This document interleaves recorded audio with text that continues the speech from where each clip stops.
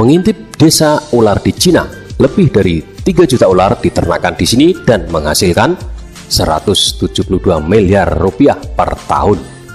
Hidup sebagai petani ular di Cina Timur adalah sebuah pilihan yang tepat menurut Fang Yin dan istrinya Yang Xiaoxia. Mereka tidak lagi khawatir pada hewan yang bisa menghilangkan nyawa itu.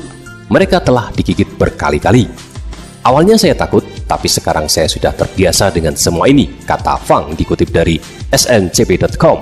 Seolah-olah untuk membuktikannya, pria berusia 30 tahun itu mengenakan baju tanpa lengan saat melakukan aktivitasnya di rumahnya di desa Yangsunyi, Shijiqiao, Provinsi Zhejiang.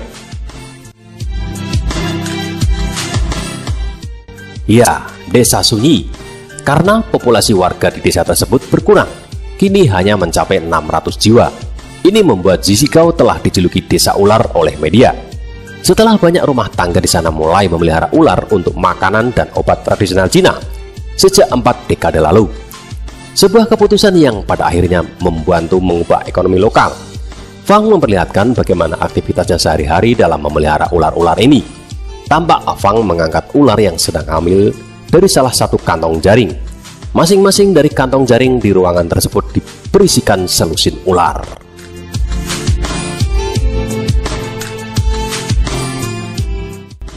Gambar yang lain memperlihatkan istrinya yang mengecek kondisi telur ular untuk mengetahui kesehatan embrio di dalamnya.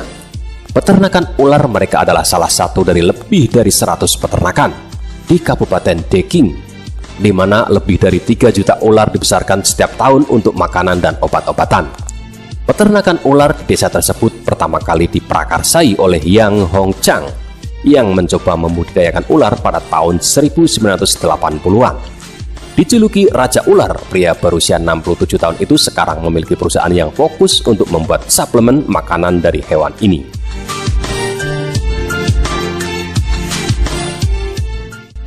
Ketika saya masih muda, seluruh desa sangat miskin, kata Yang.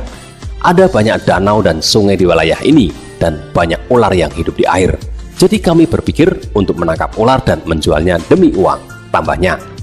Peternak lain berusia 50-an, Yang Farong, mengatakan dia ingat saat menangkap ular di samping danau dan sungai di daerah itu saat remaja. Pada tahun 1970-an, semua orang melakukan ini, pria dan wanita, meskipun kami semua sedikit takut, katanya. Setelah beberapa tahun, jumlah ular yang tersisa di alam bebas telah punah oleh para pemburu. Jadi, Raja Ular memutuskan untuk mulai membiakkan mereka sendiri.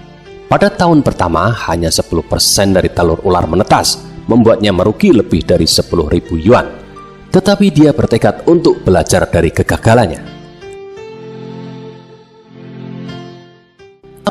Tahun berikutnya, tingkat penetasan melonjak hingga 80% dan dia berhasil mengangkat lebih dari 30.000 ular.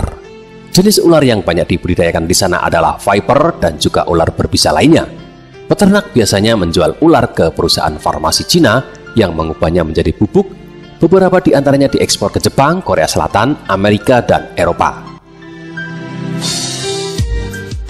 Kini perdagangan itu telah memberikan pemasukan pada desa yang dulu miskin sekitar 80 juta yuan atau 12 juta dolar atau sekitar 172 miliar rupiah per tahun.